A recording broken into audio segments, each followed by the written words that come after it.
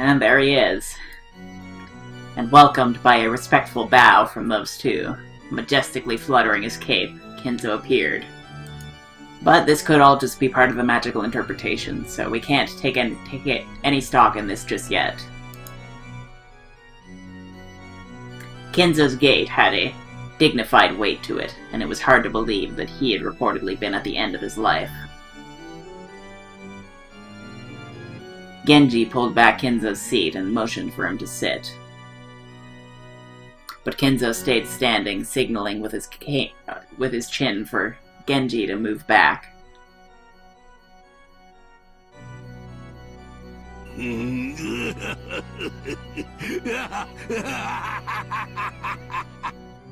ようこそ諸君、六軒島へ。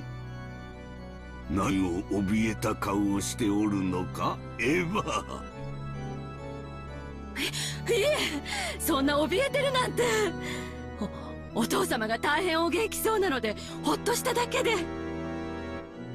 おおエヴァ、お前は相変わらず面白いな。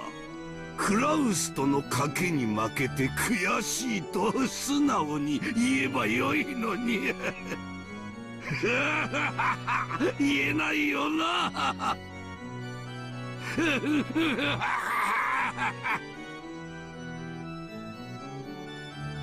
Eva realized that their conversation during the day had indeed been leaked to Kinzo, and she hung her head, turning red. さてと、我が息子たち娘たち、そしてその伴侶の諸君、お前たちの就寝している我が財産と当主の継承について、今宵は重要な発表をしようと思う。まず私はひどく失望していることを伝えようと思う。それは今日まで誰にもあの碑文の謎を解くことができなかったということだ。Even though Kinzo said he was disappointed, a condescending smile rose to his face, as though there was no way the likes of these could have solved it, and his gaze passed through all of them. 私はあれを解けた者に全てを譲り渡すつもりでいた。しかし今日までに誰も解くことができず、我が全ては誰にも継承されることなくここに至っているわけだ。情けない。お前たちの中にそれを受け継ぐ資格を持つ人間が現れなかったことが、私は心底残念であり、そして情けなくざまあないと思っている。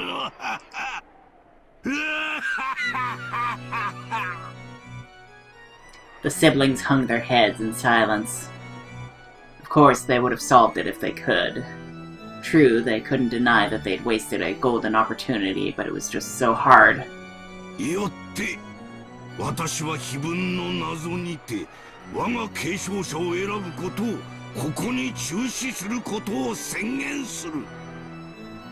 つまりはタイムオーバー、ゲームオーバーというわけだ。残念だったな、お前たち。お前たちには等しく公平にチャンスがあったはずなのに、それが今ここについえた。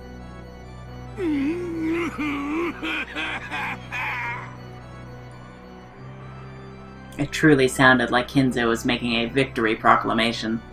ならば当主は長男のクラウスに継承されるのか。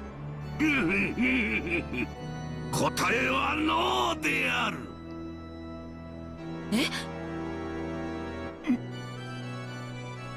分かっているよな、クラウス。お前には確かに次期当主という肩書きを与えた。だがお前はそれに溺れただけだ。次期当主というのはどういう意味かわかるか。お父さんの後を継ぐという意味です。次期当主というのは当主が約束されたものではない。いいかクラウス、二度と教えないからよく聞けよ。次期当主というのはな、自分以外にも当主を狙う奴がいたら、その花を徹底的にへし折って二度と逆らえないようにしてやる奴のことを言うのだ。これは何も当主だけのことではない。金についても言える。金持ちというのは金を持っている奴のことではない。自分より金を持っている奴全てを叩き潰し、そして誰よりも金をかき集められる奴のことを言うのだ。才能も同じ。自分より秀でた奴を全て叩き潰し、自分を天才と全ての人間に呼ばせることを力とカリスマで強要できる奴を指している。お前はその全てにおいて勘違いしているのだよ。だから次期当主の器ではないのだよ。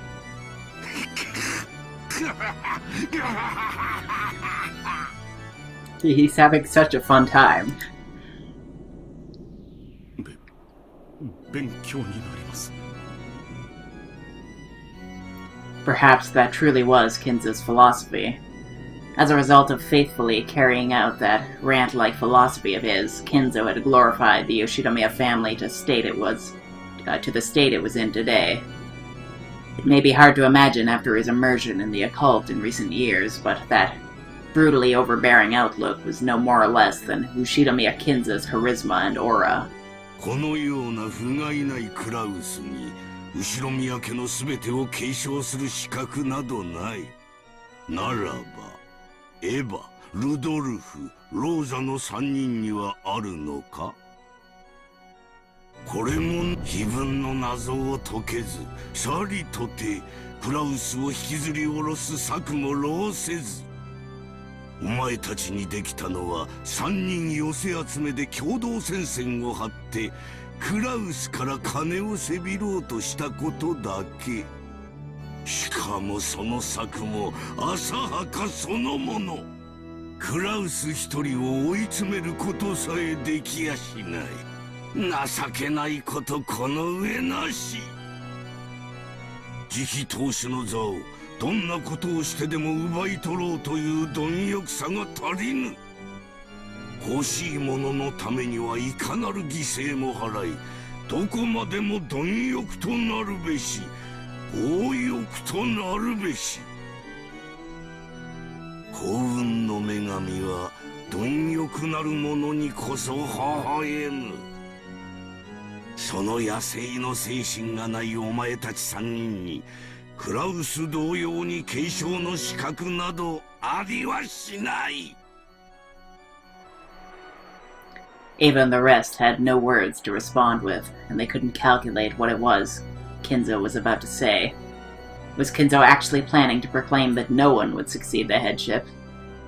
If so, that would work to Ava, Rosa, and Rudolph's advantage.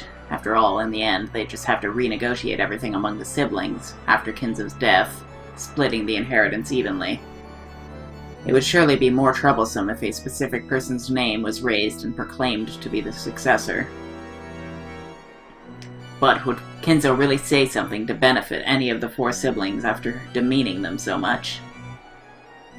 まさか誰にも引き継がないからと財産を全て慈善団体にでも寄付するとか言い出すつもりじゃないでしょうね。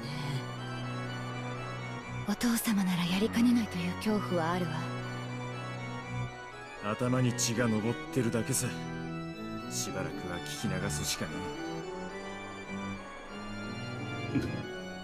え。ではお父さん、次期当主についてはどういうお考えをお持ちですか。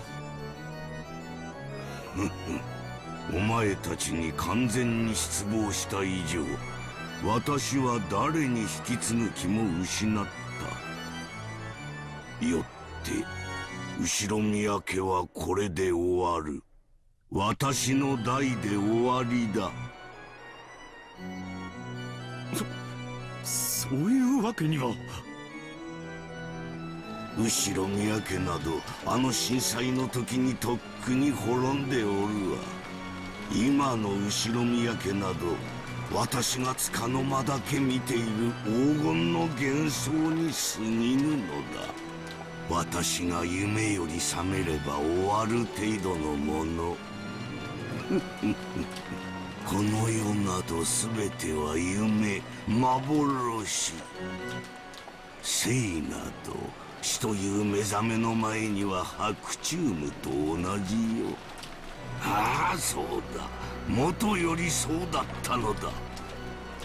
私が死ぬ時に全てを失うのがベアトリーチェとの契約、そして呪い。さあ行くか、ベアトリーチェ。お前を捕らえるのはこの私だ。今宵それは現実となるだろう。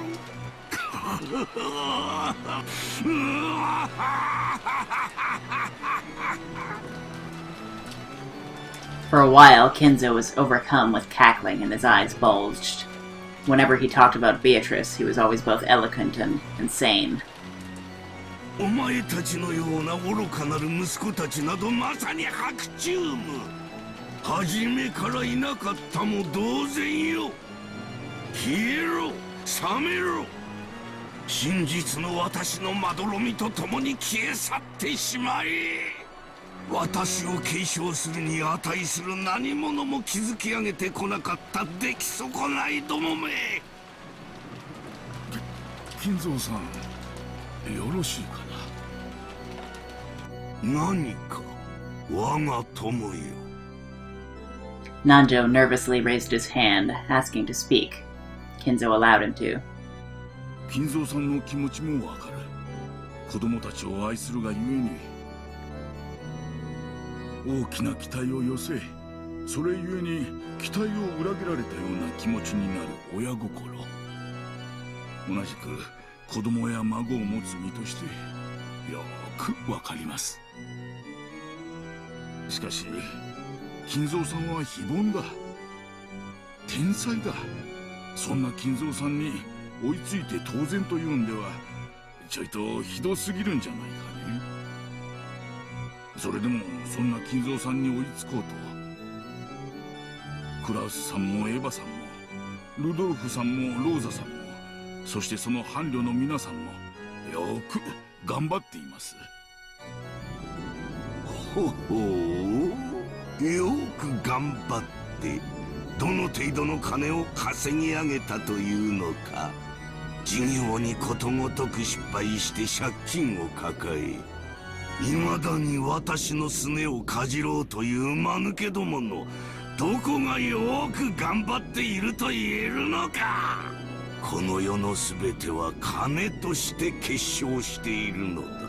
それがつかめぬということはこの世をつかんでおらぬということ。魂がこの世をしっかり掴んでおらぬということは生きるに値せぬということだ。消えろ。我が生と現実から消え去ってしまえ。それは暴論です。その理論から言ったら私だって生きていてはいけないことになる。そんな私でも金蔵さんと過ごしたチェスの時間は共に価値あるものだったと信じていますぞ。世の中お金で買えないものもたくさんあることを金蔵さん自身が誰よりもご存知のはずだ。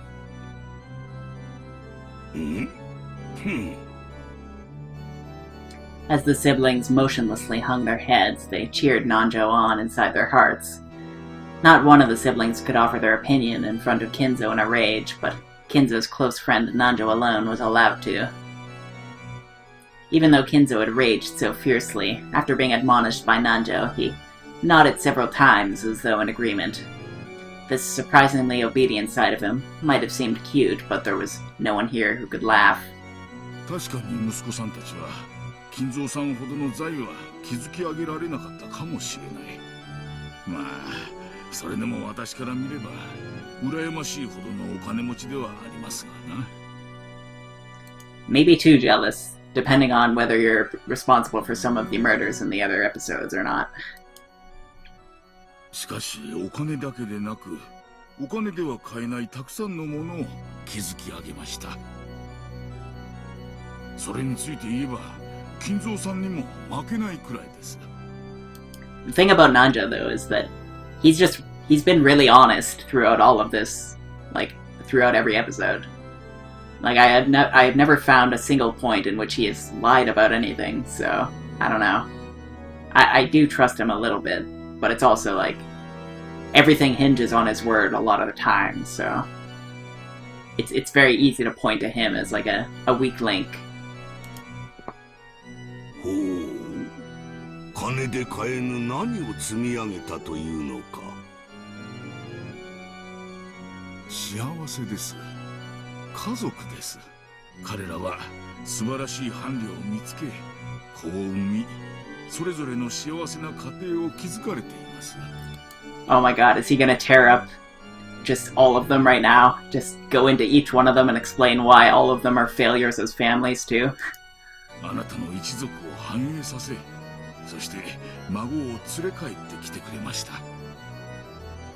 孫はいいですぞ。私たち年寄りは、私たちには見ることもかなわぬ新しき時代を生きるだろう若き孫に無限の未来を想像するのです。それは老境の唯一の楽しみではありませんか。思い出しなさい、金蔵さん。彼らが初めて孫を連れて帰ってくれた時の喜びを。息子さんたちは、そして孫たちは金蔵さんの偉業を後の世まで伝え模範としてくれることでしょう。それはお金がいくらあろうとも孤独なる身にはなせぬことです。 The siblings all nodded in agreement. Certainly, Kinzo had looked happy when his grandchildren had just been born, back when he still had some sanity in his heart. However, did Kinzo's heart still contain a human's warmth?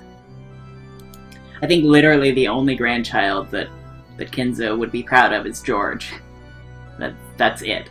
And everyone else he thinks is like a worthless failure. それはつまり、私が成した巨万の富の代わりに、金を儲ける代わりに孫を儲けたと、そういうわけか。いえいえ、そういう意味では。私が稼ぎ上げた数百億という財産の代わりに、息子たちは一人ずつ孫を設けたというわけか。それは素晴らしい。つまりは100億を投じて命を一つ生み出したと、そういうわけだ。これは面白い。錬金術的に考えて実に面白い例えではないか。ほう、なんと価値ある孫たちなのか。I'm kind of loving Kinzo right now. He's just having a blast and he just doesn't give any shits. 素晴らしい、素晴らしい。そうなのか、クラウス。お前の娘には100億の価値があるというのか。Kraus couldn't answer instantly. It wasn't that he didn't have confidence in his daughter, it was because he didn't have a clue what Kinzo was trying to test him with in this question.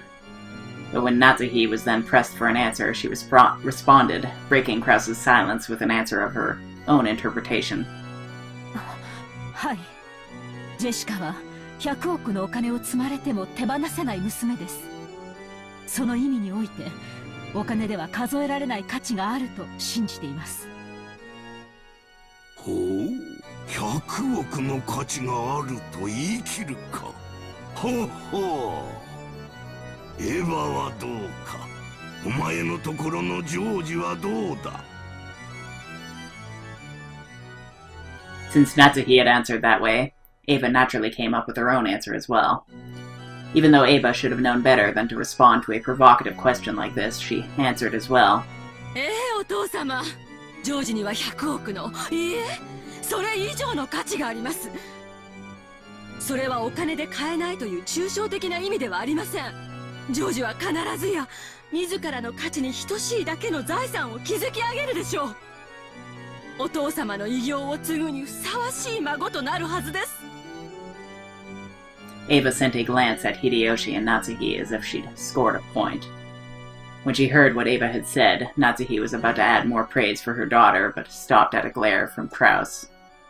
なるほど。ならばルドルフはどうか。お前のところのバトラはどうだというのか。He probably doesn't. He said one grandchild from each of them. He probably doesn't even acknowledge Ange.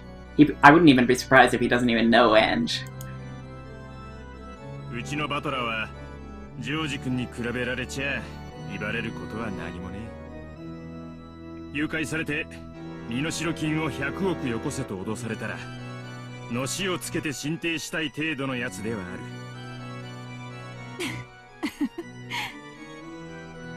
さらにバカで無鉄砲だ。偉そうな夢やできるわけもねえことを語り出す。その一点においてはバカ100億人分に匹敵する大バカだろうさ。だがバカもできねえ凡人どもが100億人束になってもできねえことをきっとあいつはやり出すだろうよ。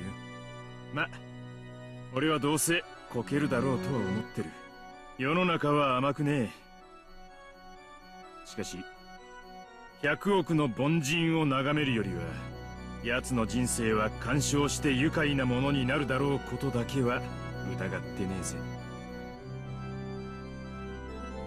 Ava clicked her tongue at the clever style of speech, which would probably match Kinzo's tastes. Apparently, Rudolph had done that on purpose, so he grinned back at her. マリアはどうか。マリアは私の可愛いたった一人の娘です。お金の価値で測れるものではありません。それだけです。なるほど。夢と未来、奇跡と可能性は我が魔力の源泉だ。希望をなくしていかなる魔法も力を持ちはしない。すでに凡百であることを証明してしまったお前たちには何を期待することもかなわないが。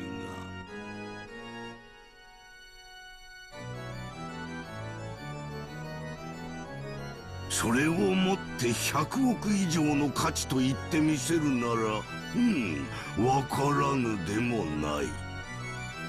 Well, it seems like Nanjo really saved the day here.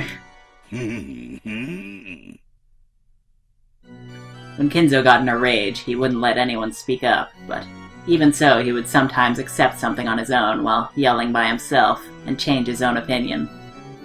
That's what this felt like to the siblings. Apparently, even though Kinzo had been disgusted by his unsuccessful children and had cast them away as being unfit for the inheritance of his title or his fortune, he wasn't sure about his grandchildren. At this rate, he might soon say that the inheritance would go to his grandchildren instead of the siblings. As the siblings sat in fear of what their fickle and short-tempered father might suddenly think of next, they carefully watched his every move.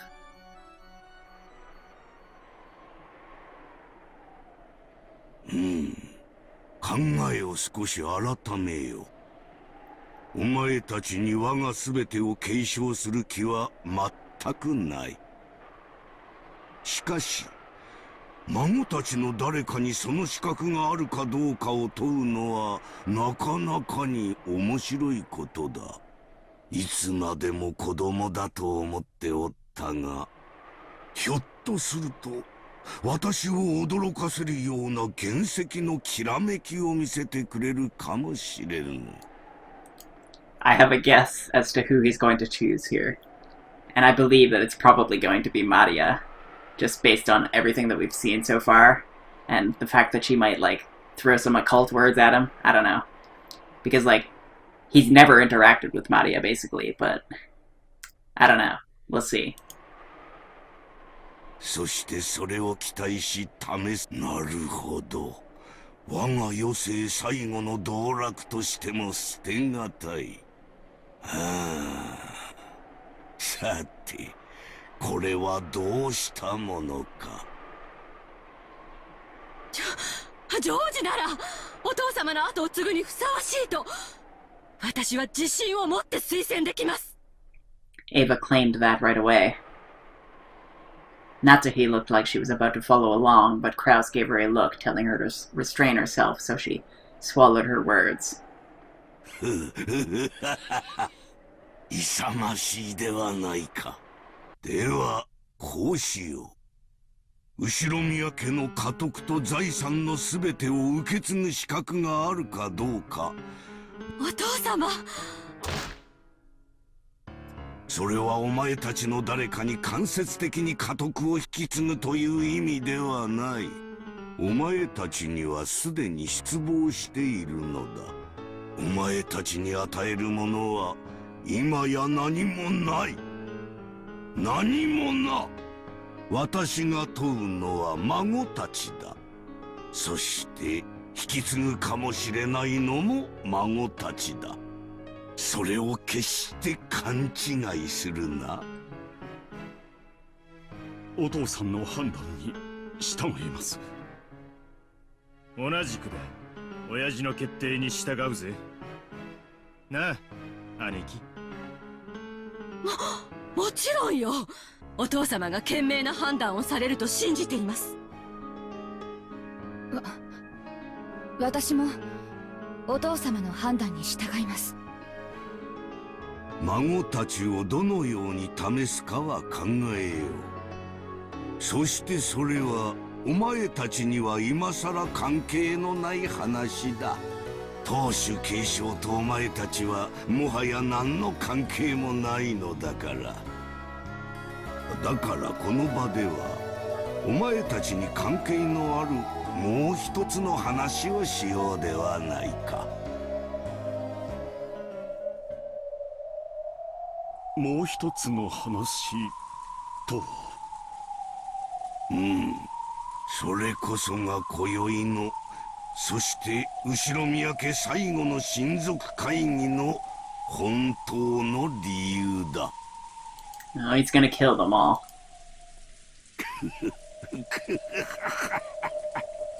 お前たちに求めるのは議論でも意見でもない。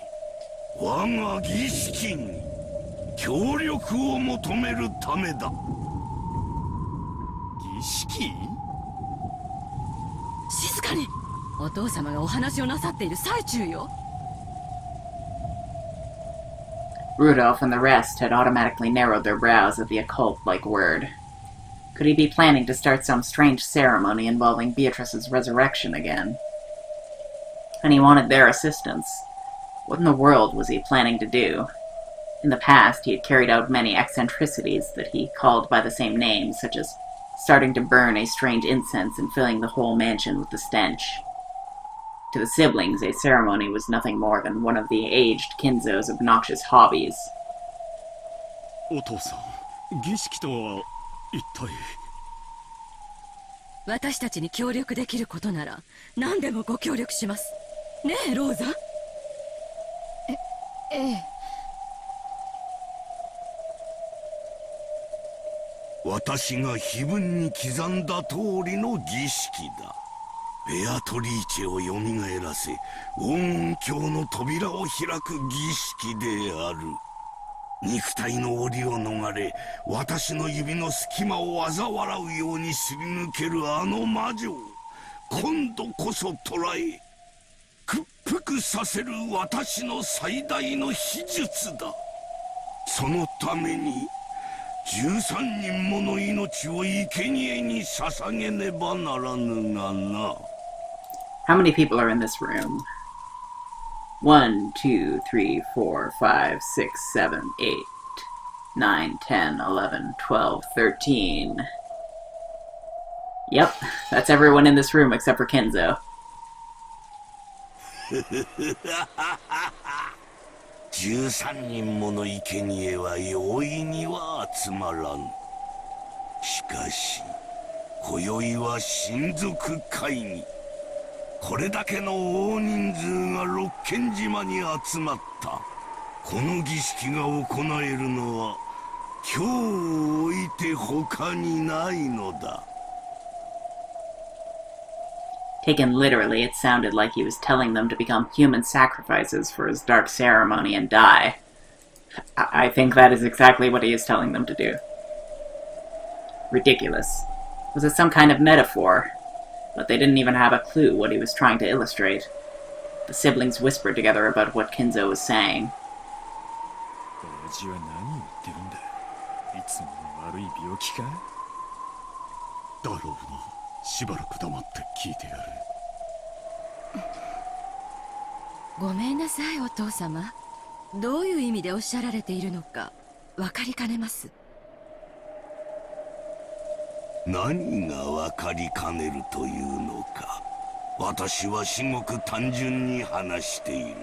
ベアトリーチェを蘇らせる儀式のためにこの島にいる人間から13人を選び生贄に捧げようと言っている。何の価値もないお前たちも我が儀式の生贄としてなら大いに役に立てるというわけだ。聞け、これは冗談でも何でもない。我が人生の最後に欲する最後の賭け、最後の儀式である。この島には今13人を超える人間がいる。つまりこの膨大な数の生贄を容易に満たせるだけの頭数が存在するというわけだ。お前たちは我が儀式の生贄となれ。金蔵さん、あんたまさかあの話は本気だったのかね。冗談ではなく。Unusually for him, Nanjo's face changed color as he stood up and shouted. It seemed this wasn't the first time Nanjo had heard all this dark talk about 13 sacrifices. すまんな我が友よ。あれは冗談でも何でもない。我が生涯を賭して最後に挑む儀式でありゲームなのだよ。そう、これはゲームだ。お前たちにとって我が財産を得て島を出ることがゴールならば、それを達する方法は2つしかない。13人の生贄から逃れ見事生き残り、今更ながら非分の謎を解いて儀式を止めてみせるか、私を殺しこの儀式を止めてみせるか。この2つしかない。 By now, everyone wasn't just whispering, but chattering and muttering away. Even these siblings had noticed that Kinzo was beginning to act abnormally. お父さん、少しお疲れなのでは。源氏さん、お父さんは少し酒を。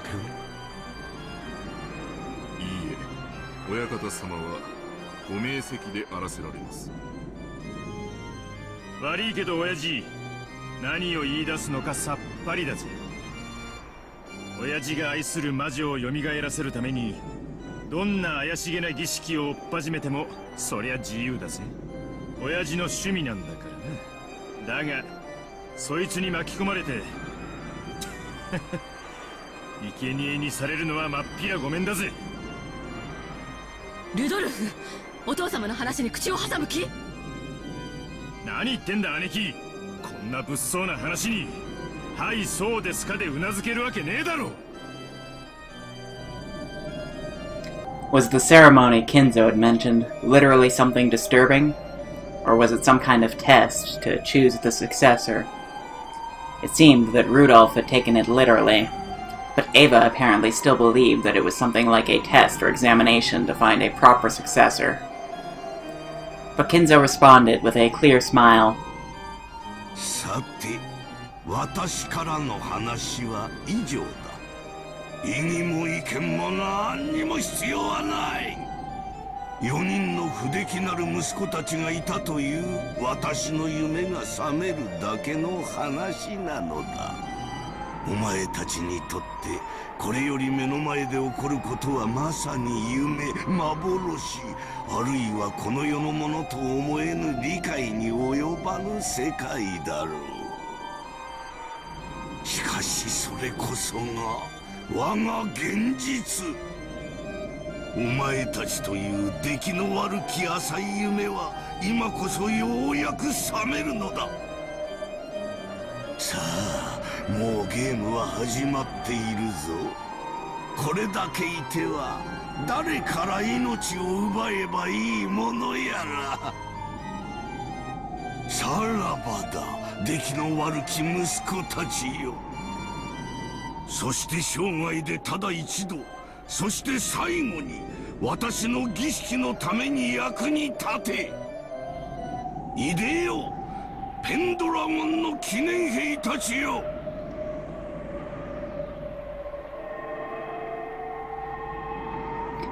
When Kinzo raised his arms high like an opera singer and yelled as though towards a packed audience, the air shattered like glass, and the outlines of 3 people who supposedly hadn't been invited to this island appeared. Alright, so this confirms that this entire scene is part of the magical interpretation. So that means that we can't really even be sure that Kinzo did appear here. We can't be sure that any of this happened. There's just one thing that I realized, though. Battler actually has seen Kinzo before. Battler saw Kinzo at the end of episode 2. So it seems like he probably is real. The thing is, someone in the comments a while back, someone who was playing along, or someone who had just finished, like, episode 3 or something like that, they said, they gave a bit of a theory as to how that whole thing at the end of episode 2 might work, and that would be that Battler was drinking alcohol, and, like, that entire thing was a drunken hallucination. And while that could be true, I don't think it is. At least I really hope it's not, because I feel like that would be kind of a lazy, hand-wavy way of explaining that. Like, because I feel like, first of all, I don't drink alcohol at all, but I'm pretty sure that it doesn't just cause you to see hallucinations. I mean, I'm pretty sure, like, I don't know, I don't think it causes that kind of, like, visceral hallucination. It's not like a hallucinogen. But I don't know that for sure, so I don't know. But second of all, like, the fact that he just coincidentally happened to hallucinate exactly what Beatrice was claiming happened. That it was all, like, the magical interpretation, that he happened to see Beatrice in the form that she was described as being in, and that he happened to see Kinzo, despite having not seen him in a really long time, having no idea what he looked like, presumably. I don't know. I don't think that is correct. Which means that I think that Kinzo is real, but I don't think that the stuff happening right now is real. But I feel like there might have been some meeting like this, and Kinzo may have actually had this meeting. And I suppose we're going to find out eventually, because he did say that he intends to meet with each of the grandchildren individually, and presumably that will include Battler, so we're gonna find out if he's really there or not. Siesta 45, ここに。Siesta 410, ここに。Siesta WO, ここにであります。 Oh, there's a new one. This guy's even more powerful than Ava Beatrice, it seems, obviously. But anyway, let's take a look at that.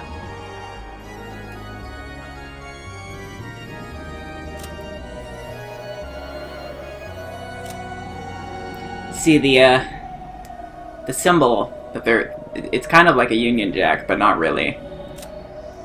But it looks a lot like the symbol that was on Sekutado.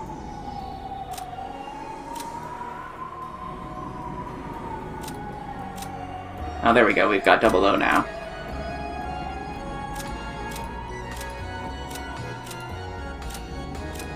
So, a weapon of the Sisters' Cavalry, which serves Pendragon.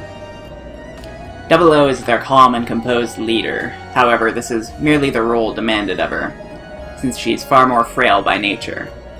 00 excels at reconnaissance and serving as an advance guard, displaying extreme supremacy in unexpected encounters. However, her excessively powerful fighting strength has been called inhumane, and it isn't rare for her to be lynched and abused when she surrenders on the battlefield. Her one eye silently speaks to that.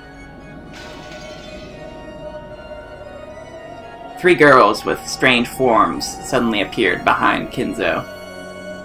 Where from? When? Who? Who were they? The humans were thrown off balance and their minds went blank, because they spent all that time thinking they lost their chance to survive.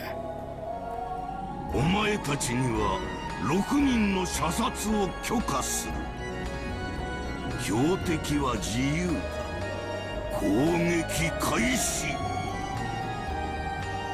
自由射撃了解であります。良き標的に感謝。かっこ自由射撃開始。西一番乗りだね。シャッハ When 410 scratched the air with her finger, a golden bow appeared in empty space and she pulled its string. The golden arrow that had been readied there was fired off without any hesitation, flew around the room leaving haphazard gold curves everywhere, and chose Natsuhi from among those sitting at the table of the family conference, pulverizing the left half of her face. Damn. I guess that's our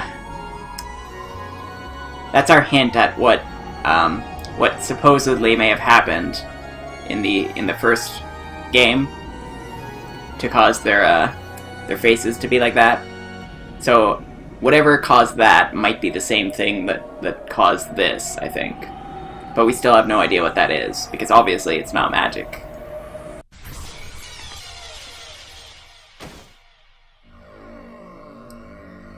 Flesh and deep red blood scattered around, leaving massive red spatter marks on the relatives' faces and the pure white tablecloth.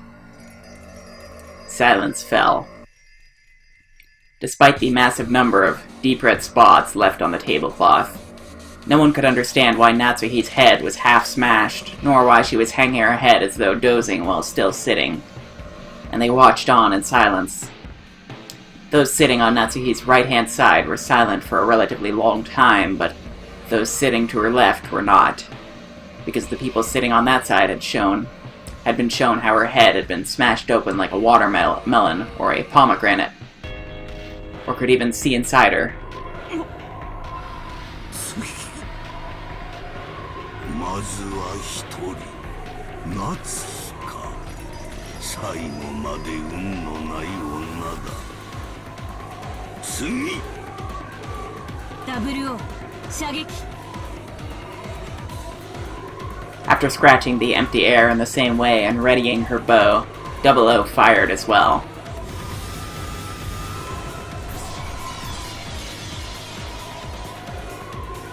After it flew around and around at high speeds like the golden arrow 410 had released, drawing a convoluted curve in the same manner, it smashed half of Rudolph's head in the same way as he looked at Natsuhi in shock, killing him instantly. This time, everyone managed to avoid freezing up mentally. They realized that a fearsome murder had started playing out right in front of them, just as Kinzo had said. And they realized that Kinzo would probably kill even more.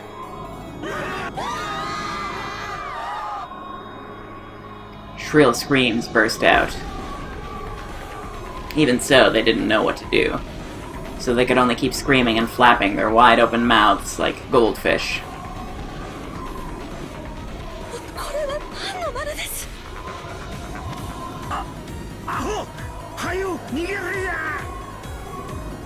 As Eva asked Kinzo that in total shock, Hideyoshi, who had come to his senses faster than anyone else and risen to his feet, pulled at her arm from behind.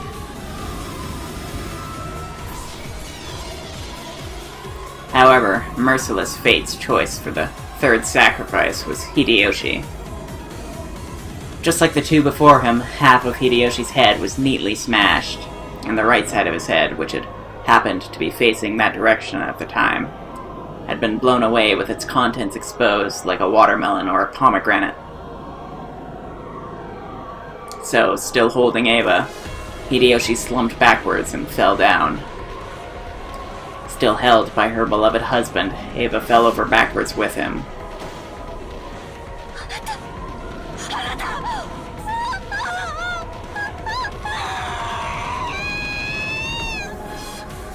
Eva screamed. It was only natural. The face she had been looking for had been half lost, and the crushed skull, the mashed brains, and the crushed jaw all lay bare. 45着弾命中。見事だ。続けて撃て。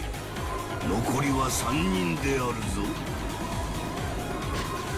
お父さん、これは何の真似です。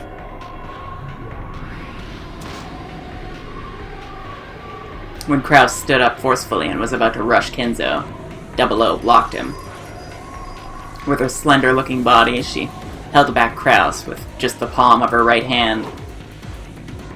He still tried to resist and attacked Kinzo, so 00 lifted Kraus by the nape of the neck and twisted into his Adam's apple with her thumb. It seemed to be very painful, and Kraus was overcome with agony.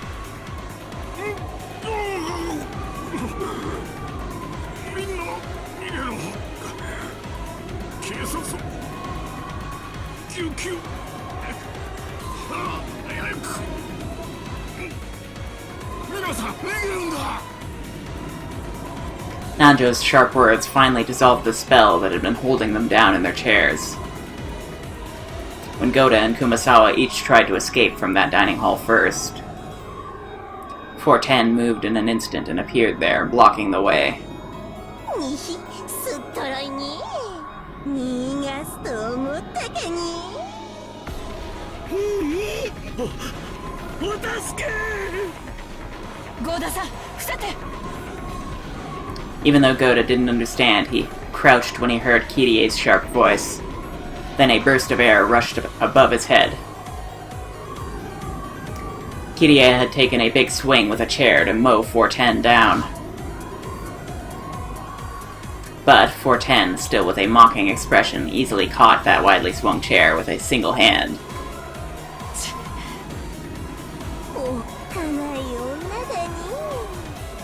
旦那の後がそんなに追いたい。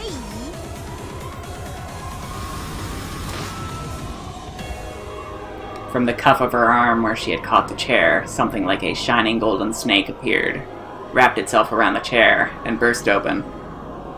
It was a fearsome power like a vice. When Kirie realized that the being in front of her, which looked like a girl, was actually something that surpassed human knowledge and that a human could not even begin to oppose, her head was filled with a fierce alarm bell that welled up from deep inside her. Genji, Shannon, and Kanon, all of the servants permitted to wear the one-winged eagle, continued to stand calmly at attention by the wall, even with a scene like this before their eyes, making them look very bizarre and eerie. For an instant, Kirie thought that they'd managed to stay calm because they were with the enemy, and had been given a guarantee that they wouldn't be killed.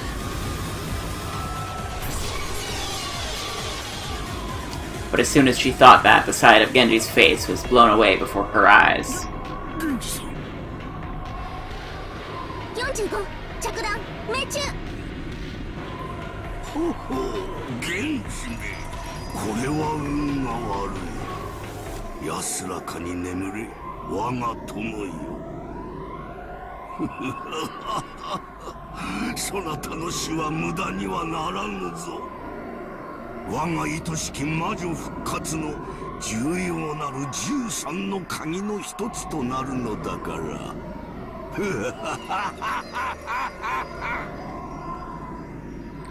The half of Genji's expression that remained was as indifferent as ever. He tilted, fell over, and sent a blood-red splatter out across the floor. ケンジ様。僕たちなんて所詮は魔女の駒なんだ。所詮。From the meek and frustrated, no, resigned expressions on Shannon and Kanon's faces, one couldn't sense any naive hopes that they'd be rescued. That's right. Kinzo was, in the truest sense, carrying out these murders at random. In the truest sense, he was killing like it was a game to see who would be saved and who would be killed. さて、次は誰を狙うかに。410 looked at Kirie for a second. In that second, Kirie was prepared for her own death. But when she readied her golden bow in midair, 410 was looking at someone else over Kirie's shoulder. So as imprudent as it was, Kirie felt as though she had been saved.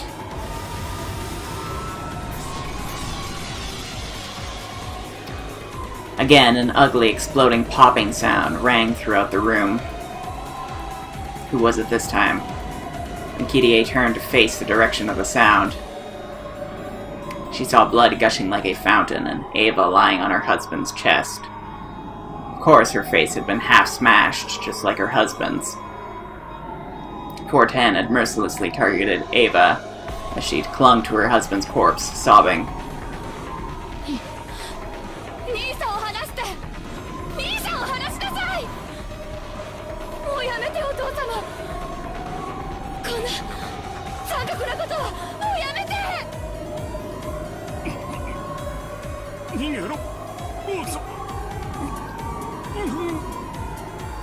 Rosa's objection didn't reach Kinzo as he continued to laugh loudly in the blood-splattered dining hall, and she wasn't able to lessen Krause's pain at being lifted up by the nape of the neck by 00.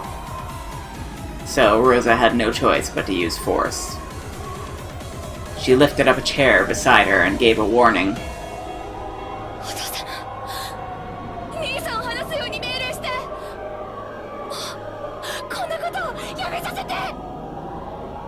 できぬな。それを望むならば、お前の自らの力で阻止するがよい。自らの運命は自らの手で切り開け。常に誰かの背に隠れ、怯えてきたお前に宿る人生最後の国旗を見せてみよう。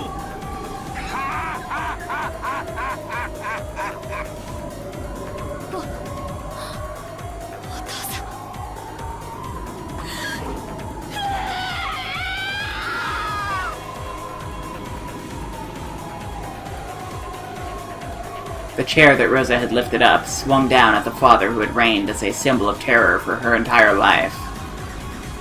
It was the greatest and final act of bravery and self-control in Rosa's life. What Kinzo had said might have been true, if she had grasped that courage much sooner.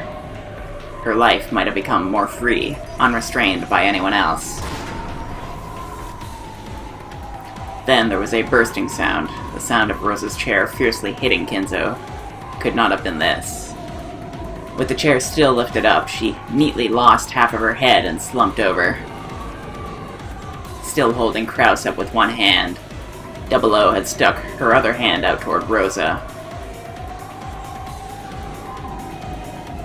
The golden snake released from that arm had constricted Rosa in a helix and had smashed into her head. 防衛射撃。資金弾の無礼をお詫びするであります。構わん。これで6人であるか。はい、ゴールドスミス卿。これで6人であります。When she indifferently communicated that, 00 let go of Krause, whom she had been lifting up this whole time.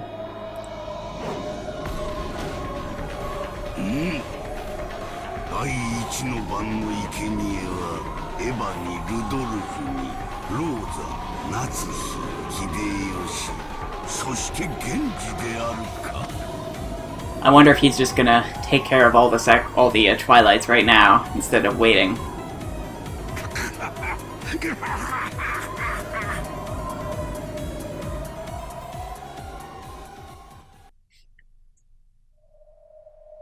It was a massacre that happened in an instant. The interior of the dining hall had been dirtied by blood spatter, and the 6 unlucky victims lay with their heads brutally exposed. In a way that was fitting for that abnormal space, Kinzo's abnormal laugh alone echoed out.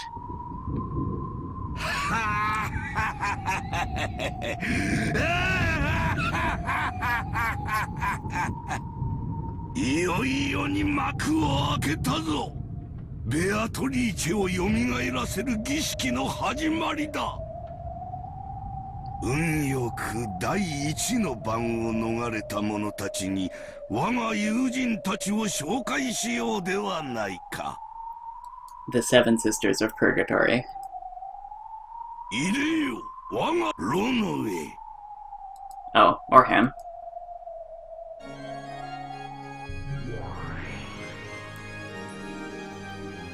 When Kinzo called Runaway's name, the demon butler showed himself in midair, bowing respectfully. One of the 72 great demons works for a master in exchange for various forms of compensation. He currently has a contract with Beatrice as her butler at Furniture.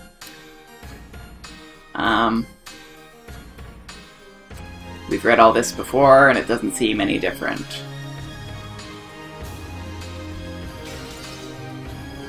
皆様方、はじめまして。そして、ご無沙汰の皆様におかれましてはごきげんよう。これはまた派手に散らかされましたよって。いよいよ我が白昼夢のごとき日々を過ごすにはこの程度の刺激が必要だ。紹介しよう。我が友人であり頼れる執事であり72柱の大悪魔であるロノウェだ。以後お見知りおき。 Just who was he making that introduction to? Kraus and Kirie, who were still down on their backsides, and Nanjo, Goda, and Kumasawa could only look up at this middle-aged gentleman they didn't know in shock. Only Shannon and Kanon seemed to recognize him, and they bowed deeply. 現時には挨拶が叶いませんでしたか。せめて苦痛なく役目を終えられたなら良いのですが。 頭部直撃弾にて即死でした。普通を味わう暇もありません。そうですか。結構です。続けて友を紹介しよう。いでよ、我が友ワルギリア。 So let's see if she comes out of nowhere, or if she comes out of Kumasawa.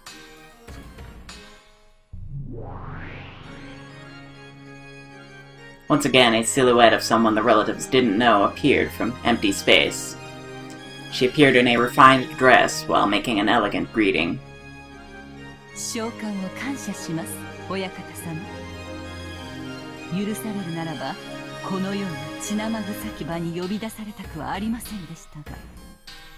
こやつも紹介しよう。我が友であり偉大なる有限の魔女であるお前の力を我が儀式に借りたい。 Alright, so we've got her too.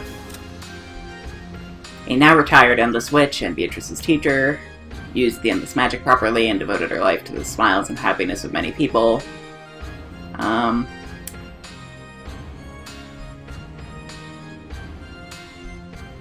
Though she was Beatrice's teacher, she was also a magician employed by Beatrice's family. So if she's employed by Kinzo, then wouldn't that mean that Beatrice's family is the Ushidamiyas? I don't know.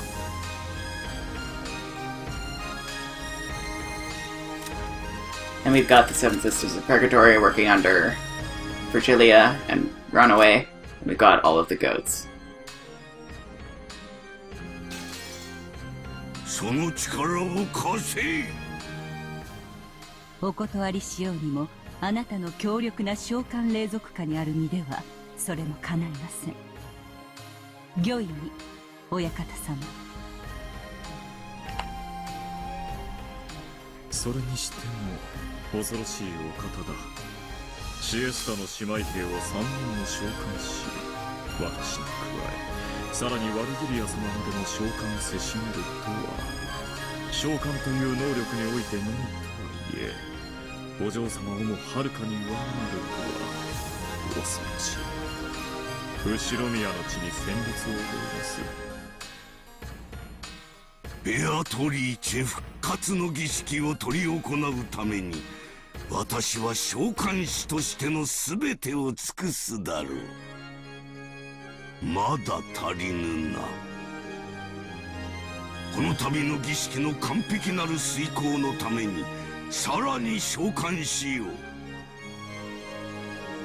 ペンドラゴンの記念兵に炉の上にワルギリア、まだ呼べるぞ。我が魔力ならまだまだ呼べる。我が召喚にこ72柱が一人、ガープよ。Oh, we haven't heard of that one before. ガープがあれまでも権限できるというのですか？さらにこの島の侵食が進んだということでしょう。私たちが権限できているほどです。今さらどんな大悪魔が呼び出せたとしても驚くには値しますまい。もはやロッキン島は完全に異世界に飲み込まれているということですか？彼は屈服しないと良いのですが。I wonder if she's actually genuine in that, or I don't know.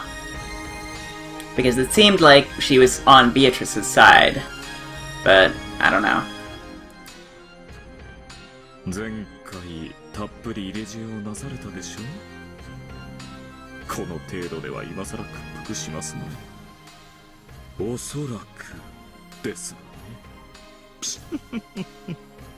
さて、私たちはこの舞台を楽しもうではありませんか。今回の主人公はどうやら親方様のようだ。お嬢様とは一味違った脚本に期待しましょう。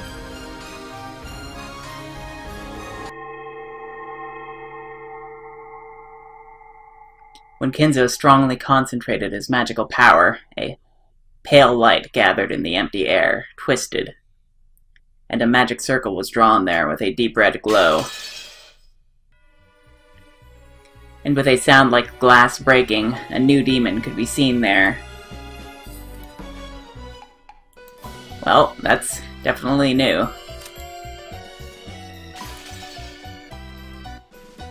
よくぞ我が呼びかけに応えた。72柱の大悪魔が一つ、ガープよ。There we go. One of the 72 great demons, also Beatrice's friend. When a magician demands it, she grants the ability of instantaneous movement. She uses this extraordinary power for playing pranks, mostly. Her specialty is hiding keys in bags during busy mornings. However, in the context of closed-room mysteries, this power becomes an ultimate weapon that can easily strike a finishing blow. Her queen bee strikes are likely to pierce any and all detectives, forcing them to surrender. Well, that's an advantage that she didn't need.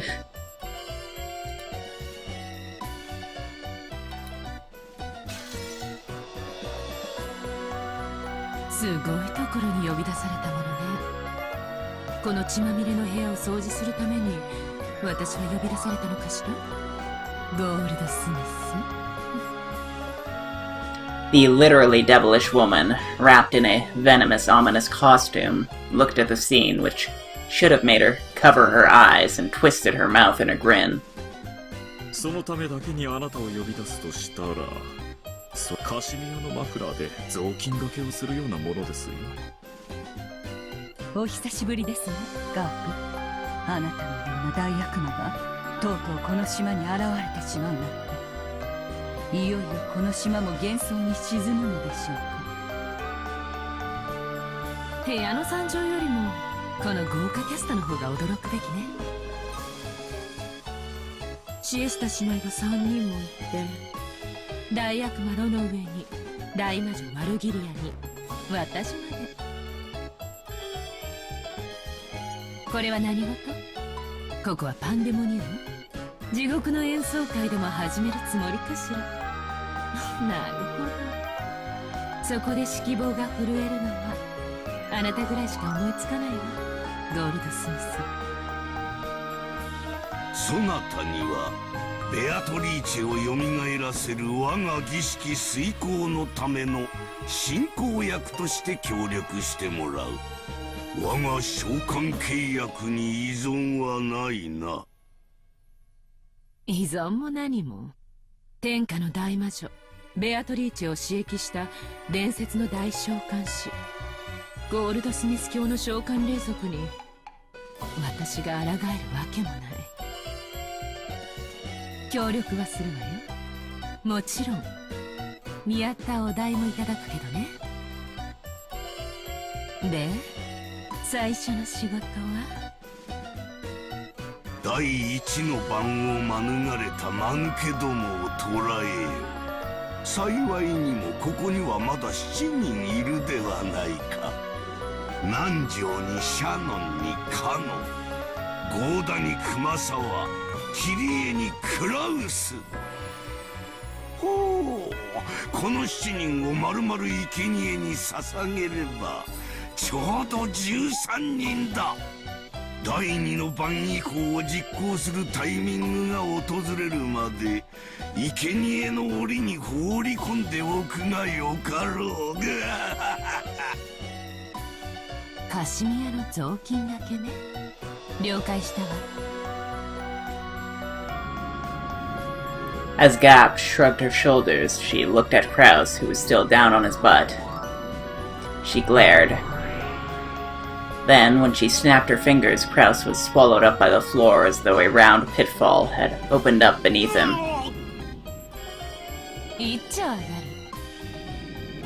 There was no hole in the floor, but it certainly looked as though Kraus had been swallowed up by a hole and disappeared. Searching for her next prey, Gap's gaze crossed Kirie's. She snapped her fingers. Kirie jumped back as though repelled. Her instincts had been right. After all, in the place where she'd been up until a second ago, a round, jet-black hole had appeared, the same kind that had swallowed up Kraus. However, before she could catch her balance, another pitfall appeared and swallowed her up. Even Kirie had no way of eluding Gap's capture.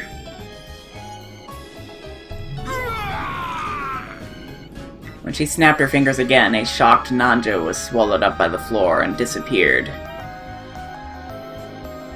When she did it again, 410 let out a short yell and jumped back. This time, a slightly larger pitfall had opened, swallowing both Shannon and Canon, who had been standing in a line by the door. But because 410 had jumped away from the door, the way was no longer blocked. Instinctively aware that he would be next, Goda dashed out through the door. Of course, Kumasawa also escaped with lightning speed, chasing after Goda. So it's interesting that Kumasawa and Virgilia both exist here at the same time. It seems like they're almost throwing away the previous story that they went with of her being Virgilia.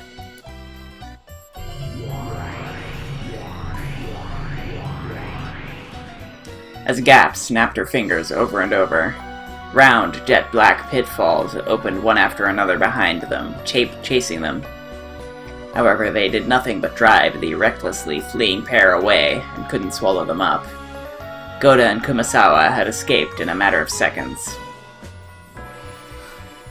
鈍ったわ。二人逃がした。ご安心を。逃走目標を捕捉中であります。データリンクよし。西、狙撃しますか？いいえ、それは許可できませんよ。貴重な生贄です。お役人様の許可を待つよう。大ゴールドスミス教、指示を待ちます。第二の番の訪れにはまだ早いと。我が魔力の源泉がささやいておるわ。今はならぬ。好きにさせてやれ。どうせこの島からは逃げられぬわ。親方様の魔力の源泉とはすなわちノイズとリスクと運試し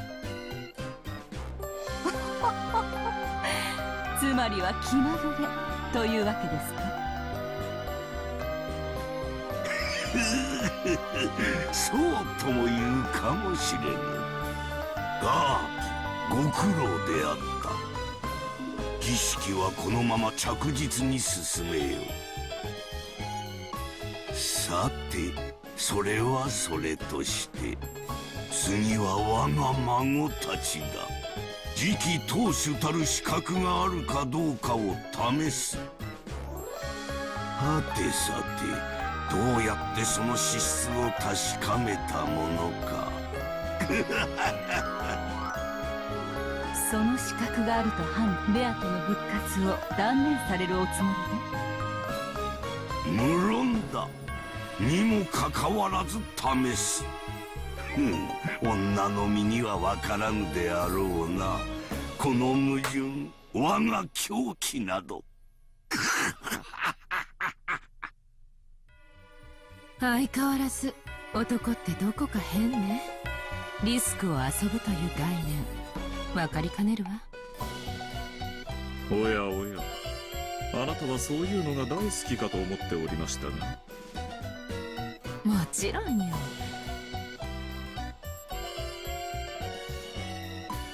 ただしイケメンに限る。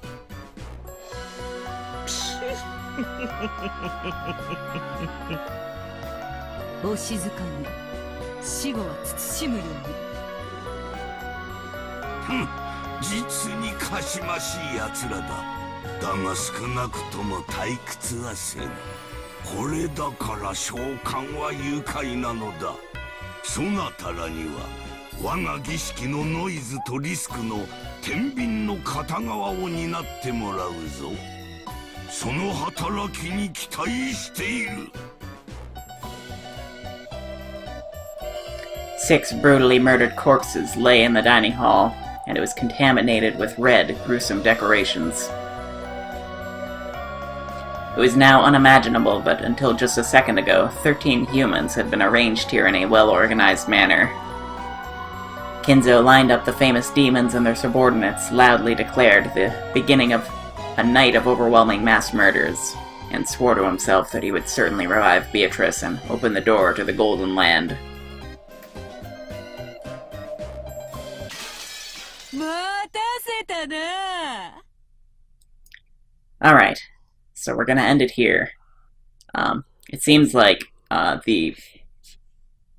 it seems that there are going to be some potential witnesses to what occurred, and those people are going to be the most suspicious.